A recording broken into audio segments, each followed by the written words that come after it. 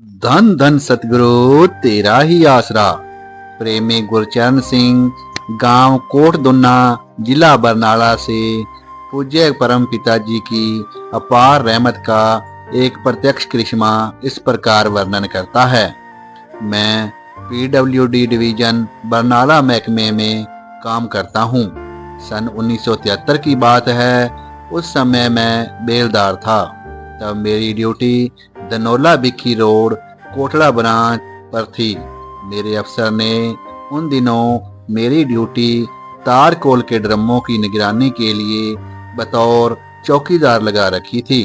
एक दिन जब मैं अपनी ड्यूटी पर था तो एक ट्रक वहां पर आकर रुक गया। उसमें से 3 आदमी जो लुटेरे थे निकलकर मेरे पास पहुंच गए। मुझे सोए हुए को उठाकर पकड़ लिया। उस समय रात्रि के 2 बजे थे। वहां पर कोई भी मेरी मदद के लिए नहीं था। उन लुटेरों ने अपने चेहरों को कपड़ों से ढका हुआ था। उनके पूछने पर मैंने बताया कि मैं तो यहाँ पर तारकोल के ड्रमों की निगरानी रखने के लिए चौकीदार हूँ। इस पर उन तीनों बदमाशों ने आपस में राय करके मुझे पकड़ लिया। उनका इरादा था कि मुझे मारकर पास वाली नहर में फेंक देंगे और उसके बाद ट्रक में तारकोल के ड्रम लादकर ले जाएंगे, क्योंकि उन्हें वे भरे ड्रम देखकर लालच हो गया था कि एक ड्रम सीधे ही 250-300 रुपए में बिक जाएगा। उनका क्या लगना है। उन लुटेरों ने मुझे खूब पीटा और उसके बाद मुझे पृथ्वी पर उल्टा गिरा दिया। उनमें से एक आदमी ने मेरी गर्दन को अपने घुटने के जोर से दबा लिया। एक मेरी टांगों पर चढ़कर बैठ गया और तीसरे आदमी ने मेरी पगड़ी से ही मेरी बाहों को पीछे की तरफ मोड़कर बांध दिया और पगड़ी का कुछ हिस्सा मेरे मुंह में ठूंस दिया ताकि मैं शोर न मचा सकूं।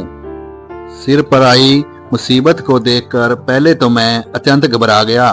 फिर मैंने कुछ हौसला जुटाते हुए सर्वव्यापक पूज्य परम पिताजी को याद करते हुए धन धन सतगुरु तेरा ही आसरा का नारा लगाया।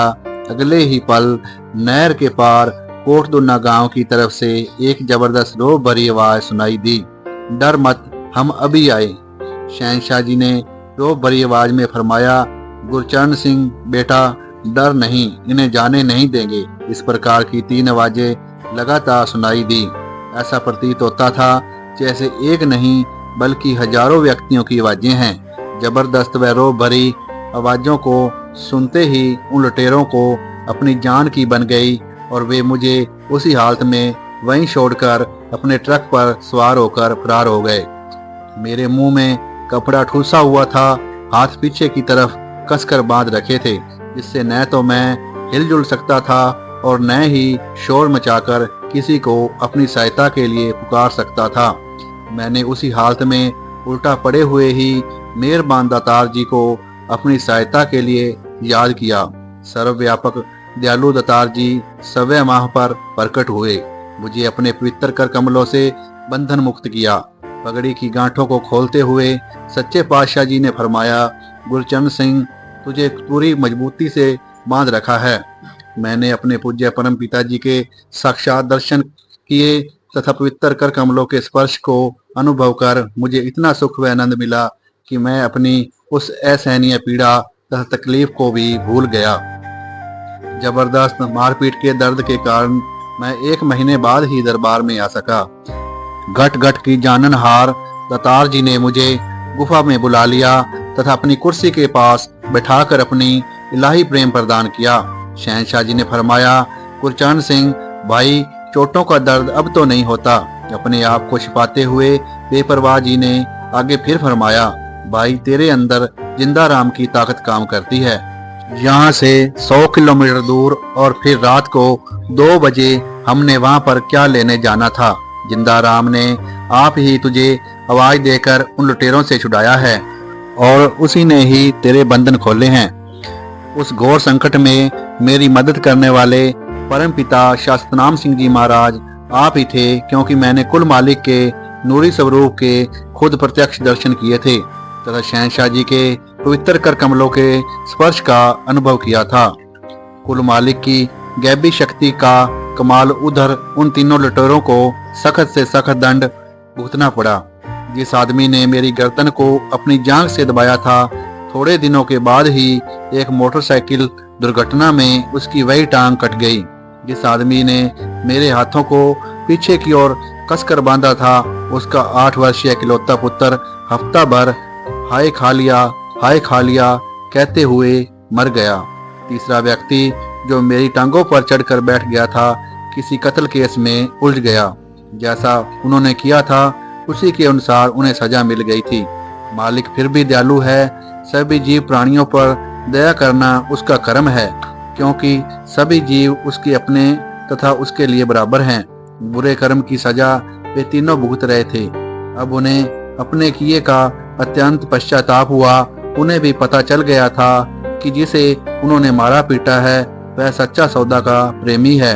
इसलिए उन्होंने पश्चाताप करते हुए सच्चे सतगुरु के चरणों में क्षमा याचना करते हुए अरदास की। उन्होंने अपने उस जबरदस्त गुनाह को स्वीकार करते हुए शहंशाह जी की हजूरी में क्षमा दान के लिए नम्रता पूर्वक प्रार्थना पत्र भी भेजा। उस पत्र के उत्तर में मेहरबान दाता जी ने फरमाया, भाई माफी पत्रों द्वारा नहीं मिलती। यदि माफी लेना चाहते हो तो दरबार में आ जाना। कुछ दिनों बाद दरबार का माहवारी सत्संग था। वे तीनों व्यक्ति सत्संग पर दरबार में आ गए। उन्होंने शहंशाह जी की हजूरी में पेश होकर अपने गुनाहों का पश्चाताप किया। वे तीनों कुल मालिक की पावन शरण में आकर अच्छे इंसान बन गए। परम पिताजी ने उन्हें क्षमा दान प्रदान करते हुए आगे से कोई भी ऐसा बुरा कर्म न करने के लिए सावधान किया। इस प्रकार सतगुरु की दयालुता को देखकर वे तीनों इतने प्रभावित हुए कि अपनी हवानी जिंदगी को हमेशा के लिए त्याग दिया तथा मालिक के सच्चे प्रेमी बन गए। कुल मालिक का यह दरबार माफी का दरबार है। सतगुरु जी सभी जीवों पर रहम तथा दया मेहर की बख्शिश करते हैं। पापी, अपराधी अथवा जालिम जो भी शरण में आ जाता है, शहंशाह जी उसे अपनी दया दृष्टि व अलौकिक प्रेम बख्शकर प्रभु परमात्मा का सच्चा प्रेमी भक्त बना लेते हैं। धन धन सतगुरु तेरा ही आसरा।